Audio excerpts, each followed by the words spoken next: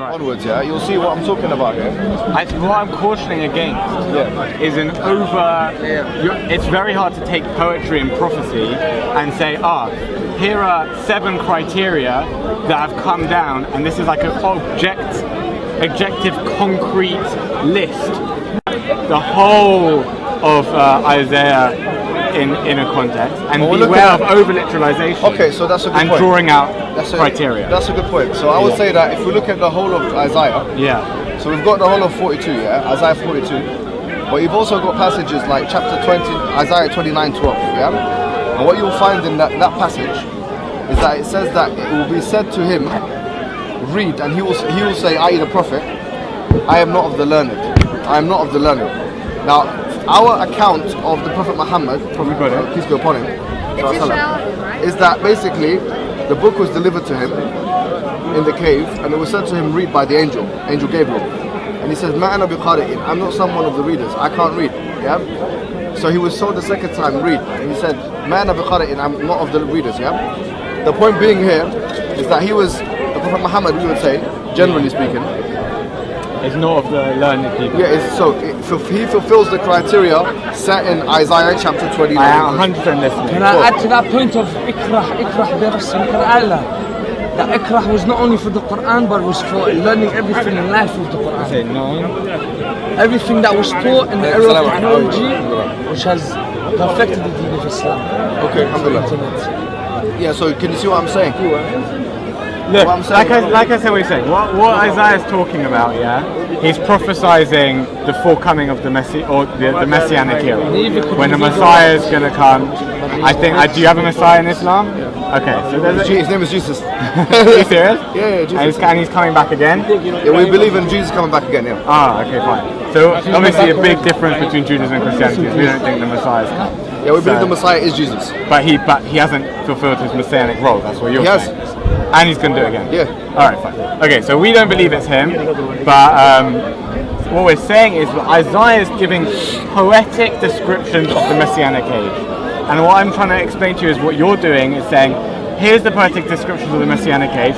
Let's take this specific one verse which talks about how the area will be so excited at the Messianic era, which we're talking in prophecy and poetry, and you're saying, okay, so let's be overly specific. When he says this, he's not describing a vision of how it's going to look. He's describing this exact place, and we're going to associate with this exact people, and now we're going to bring a list of 1, 2, 3. Or when he talks about the nature of the Messiah as a broader context of the nature of Messiah, you're saying, this is the particular verse, this is a criteria, this is what the Messiah is going to have to look like. And I'm saying that's not how our tradition or my tradition deals with the prophecy. They look at it as we're describing a picture, a scene, and we can get deep messages from it. But we've got to be very careful of saying this is extremely literal. This verse is extremely literal.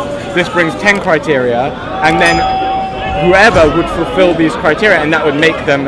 So it would work for you, but it's not going to. I'm going to explain to you. It's not going to convince me, simply because that's not how I engage with the text on a fundamental level. Okay. And that's not how my tradition engages with it. So how would you engage with the text on a fundamental level? What I'm trying to say is, I'll put it to you like this in an analogy.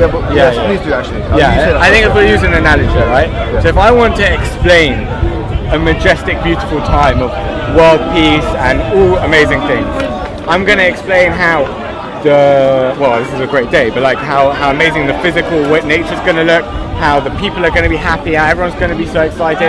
I'm going to talk about areas that were near me that I know that I'm going to hear the cries from, I don't know, Acton, and the cries from wherever it is, Millwall, and it's going to be this poet, and I'm putting forward exactly how you would if you were writing it, a vision. Now, I made up that vision, but we believe that Isaiah had, in some sense, a vision for God, and he was painting it out so people will understand the vision.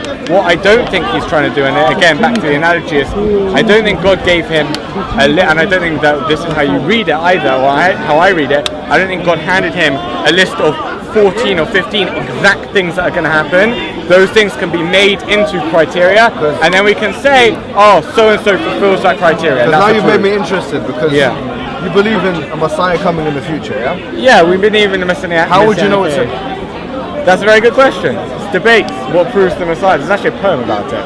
I know you're aware. Yeah, was it a vision, or was it given to him by God? No, because the thing is, because you've just said that Look, I've got a simple question for you. Yeah, Does the Torah, does the Old Testament generally, does it give us a criteria? Doesn't talk. Let me just. Sorry, if you don't mind. Go on. Does it give you a criteria for identifying a Messiah? No. So how would we know it's him? It's a very good question. But I think what I'm trying to explain to you is not that that's not a problem. I'm trying to explain to you it's not a problem. Why? Because the Torah. How would we distinguish between a true Messiah and a false Messiah? Oh, there are lists. The Talmud brings out criteria of things that the Messiah is not going to do. Like what? So the Messiah is not going to come and uproot teachings of Moses, or he's not going to. All these things there are. Like what? Well, there are different positions. You heard of Maimonides? Yeah, right. He said good things about Muslims as well. Yeah, he lived with them. He lived in Cairo. What was I saying? So he has certain criteria. He thinks that the world's going to look exactly the same, but there'll be sovereignty among the Jewish people. Where does he get that from? Talmud. Okay, not from the Torah. No, not from the written text of the 5 books of Moses. And can you just explain to the people what's the difference between Talmud and Torah? Okay, that's a good question. Because a lot of people wouldn't even understand what the Talmud is. Okay, so the Talmud, on the most basic level, is a rabbinic, is the work of the rabbis from about the period, recorded from about the period of, I would say, well, it was written down in 600 AD, whatever that is when you don't say it in that way. But it records conversations going back 1,000 years, about 1,000 years before that. My question is, the rulings that, because tell me if I'm saying it right. The Talmud is a record of all of the rulings that basically the Jewish scholars made. Based on traditions that they had from the revelation at Sinai, based on the Torah, based on lots and lots of different things. So here, just 1 minute. How many guys talk on about where do you come from? Are you Jewish? Me, yeah. Do you speak in Hebrew?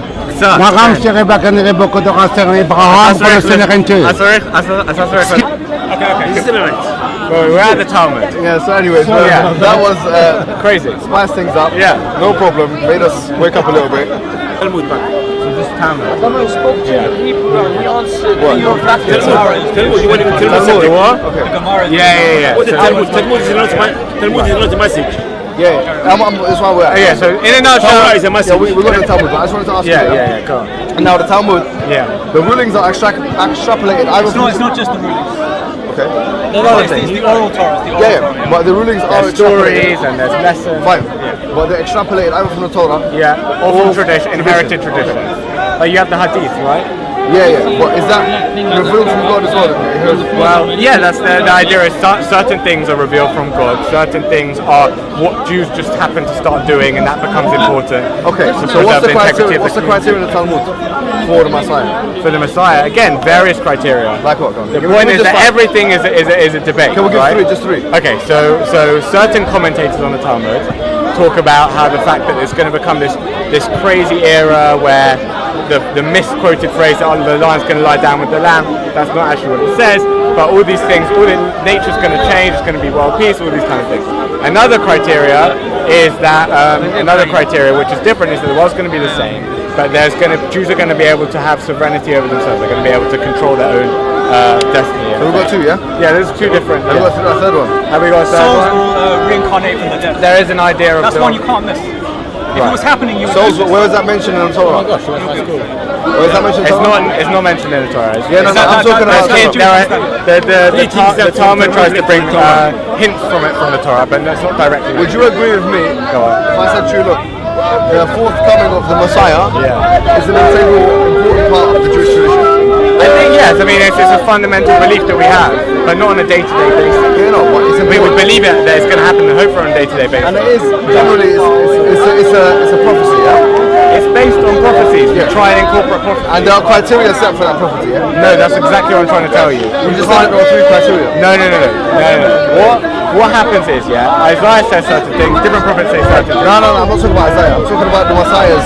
I'm explaining. I'm saying. So they're bringing certain prophecies of the Messianic era.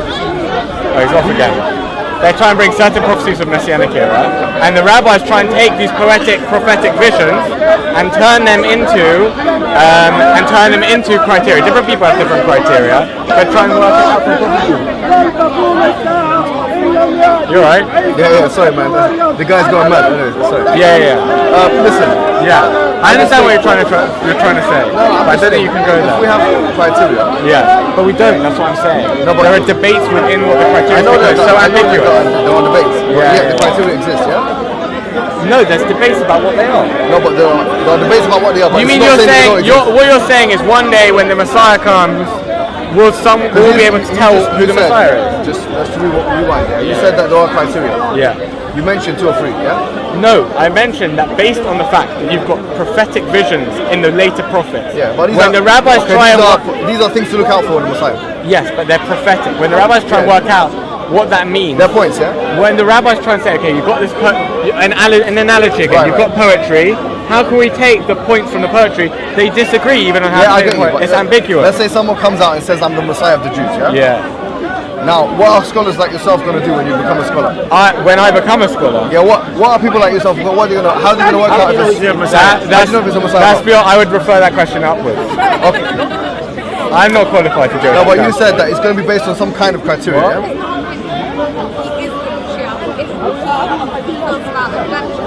Yeah, but what is the signs of the redemption? No, but we don't need to know. We don't need to know if he's Mashiach if he completes his mission. Yeah, but the point is, I'm saying it's ambiguous what the redemption is and what the redemption is actually going to be. Ask him what the age will be. No, because this is the thing. Okay, basically. Yeah. It's hard to. I'm not in a position. Can I just tell you what I'm trying to get at here? Yeah, I understand. What I'm trying to get at is that you clearly have prophecies attached to your religion, which reference a person, a figure of the religion of Judaism, like the Messiah. Everyone agrees he's an integral part of the religion. Yeah. Okay. If it was left vague from God that it would be impossible for him to be identified in the future, then it would render the religion itself unfollowable. I didn't say. So if no. So in the same way, I'm saying. Okay. In the same way, I think there is criteria, as you kind of conceded to before, of the Messiah. And in the same way, there are criteria that are set down in Isaiah for a future prophet that's going to come in the future. You're trying to argue, let me just get this right, that just as there's criteria for the Messiah, which you know must exist, because if there's no criteria, then anyone can say I'm the Messiah, and it would be impossible for any scholar to distinguish, to identify whether he's the Messiah or not. Just in the same way as the Messiah's got criteria, and the Messiah is an integral part of the Jewish faith, also the Prophet mentioned in Isaiah chapter 42 and Isaiah chapter 29 verse 12, and also in other parts of the Torah, like Deuteronomy 18:18 and others, that Prophet that's being referenced over and over again throughout the old tradition is someone who had criteria, and I believe that there were criteria that were met by the coming of the Prophet Muhammad. Now, for you to say it's not the case... Right, but you don't think... One second, what you have to you've got to clarify something for me. Go ahead, yeah. Because you said Muhammad is not the Messiah. No. Jesus is the Messiah. Yeah, Jesus, but you're saying that the Messianic prophecies of Judaism reference not the Messiah. No. Jesus is the Messiah. Okay, you've got two kinds of prophecies in the Old Testament. You've got prophecies that reference the Messiah, who came already, we believe is Jesus. But we don't believe he came already. I know, but that's up to you. We believe that's part of the problem. Okay, so you have prophecies that you intentionally make vague, as you've admitted. No, the Torah, they are vague. No, they're not vague. Some of them are very specific about. That's what I'm trying to argue with you about. What you and I are discussing. If they were vague, then the religion of Judaism would be unfollowable. No, but that's an argument you're making, but I disagree with the argument. Okay, how would you refute it? Okay, one thing at a time, because we're talking about 3 different things. But what you're saying is that you just want to say it one more time. So the Messiah, we believe is Jesus. The Messiah is important to the religion. Because the texts are vague and there's dispute about them, it's hard for us to identify the Messiah, and therefore. So how do you know it's not Jesus? And therefore, because it's an integral part of the religion would. No one ever said he's not. How do you know Jesus? No, but no one said. How do you know it's not Jesus? Because he died. He didn't die. We don't believe he died. He's not here. The Jewish understanding of the Messianic age is, as he says, vague. So do you say that the Messiah doesn't die? So I'm just asking a question if you said that. My understanding is that the Jewish understanding of the Messianic age is clear in certain respects. There are certain things that we know will happen. So there'll be a peace on earth. The dead souls will be reincarnated into. We believe that happened with Jesus. He didn't bring peace on earth. So let me explain to you in this way. let me finish. I have 3 minutes. I have 3 minutes. Let me finish you this. Stick to the topic. Wait, brother. Do you believe Muhammad Ahmad as prophet? So who's the final prophet? The founder of all prophets. Who's the final prophet? Brother. Muhammad, yeah? Of course. Okay, good. I don't know. We don't have a disagreement. I've got 3 minutes, so I've got 3 minutes, so I need to finish my You point. believe that Jesus, the Messiah, is not going to die? What's your evidence that Jesus is not Messiah? I don't have evidence of lost God. I'm just trying to explain to you what the Jewish understanding is. So let me explain to you this way. So throughout history, there were lots of false messiahs. So lots of people who claim to be the Messiah, they attracted a big following in Judaism in Eastern Europe in the 16th, 17th, 18th centuries. The reason why they stopped being believed in as Messiah is because they didn't bring about a perfect world and then they died. Okay, listen, what I'm saying is that the religion of Judaism, So this is what I was saying to you. it can't be an unfollowable religion. Because right? you're saying things have to be clearly you're saying that if you identified. can't identify by a clear set of rules who the Messiah is, Yes. then Judaism would fall apart. Yes. Now I'm Not saying fall apart. I would just say that it people would wouldn't just be able to- bizarre. It would be bizarre. No, but anyone can claim to be the Messiah, and Right. no one would have any criteria for seeing who he is. But what I'm saying is, and this is the Christian argument as well, so I'm killing two birds with one stone. We're saying that you know full well what I'm disagreeing with that I argument. understand. But your intention. Can I disagree with it? Yeah, you can, of course, but can I just make my point? Yeah, for sure. I'm saying the prophecies that reference the Messiah Jesus Yeah. are clear. He came, you disagreed with him, you denied him. We're saying that you have no reason to disagree with the fact that it was Jesus. But Have you got any reason today? What I'm trying to explain to you, is that I'm trying to explain is this, right? I said they're vague. I said they're ambiguous. I said that there's a lot of Talmudic literature which discusses it, and I said there's a lot of later rabbinic literature which discusses the nature of Messiah as well. Now, this is a very confusing picture, and it's not nice to look at. But when you have a leading scholar of the generation, which I cannot explain to you how far away I am, but in history, we have leading scholars of the generation, like a guy in the Talmudic times called Rabbi Akiva, who believe that they can make the judgment based on how they have a right to look at all that text, and because of the amount that they know and their expertise, they can decide which ways they're going to go in the ambiguities. The system does allow for support of a Messiah. But what it doesn't allow for is for me to turn around and say to you, with all the ambiguities there, I'm going to accept that there's a 10-point list that you have to fulfill. It's an expert decision. So what you're saying to me is that it's very ambiguous, and we're not sure that the Messiah couldn't be Jesus, and that prophet that's mentioned. No, he didn't talk about Jesus yet. I'm just making the first point. What I'm saying to you is this. This is exactly the problem. And that's why the Quran was very particular in the beginning, and that's why I mentioned that verse. It says, وَلَا يَتَّخَذْ بَعْضُنَا بَعْضًا أَرْبَابًا مِنْ دُونِ اللَّهِ. So that we don't take, I don't take, or you don't take, the scholars, the high clergy, as people that change the law from other than God. What we're saying is, what needs to happen in order for Jews to come to enlightenment is that they need to refer back to the Torah. Even the ones that you've got in your hand today. I'm telling you to go back to the book of No, there isn't. There's different versions of the Torah. Anyway. Yeah, I understand what you're saying. But let me put it to you like this, Some of it if I go back to Isaiah 42. I'm with you. But put it like look this. at the words of God. I'm telling you, but if these are in fact the words of God. One second. Let me just say, if you God forbid, don't worry, man, I'm not gonna or someone you know had, God forbid, needed surgery, anyone can go off to the library or the internet and get all the books off the shelf. But who are you actually going to trust to do the surgery? I understand. An expert surgeon. Now, I'm with you on scholarly. So I'm saying that there's certain parts of the religion which need to be clear for everyone. 2 minutes. But I'm saying, it's what you need, despite the fact that you don't want the leaders to change the word of God, leaders can still, within the word of God, direct the people in interpreting the word of God. I'm totally we with have the same thing. Yeah, we have the same thing. We trust the but leaders we're saying that to there's a make limit decisions. of that. There's a limit.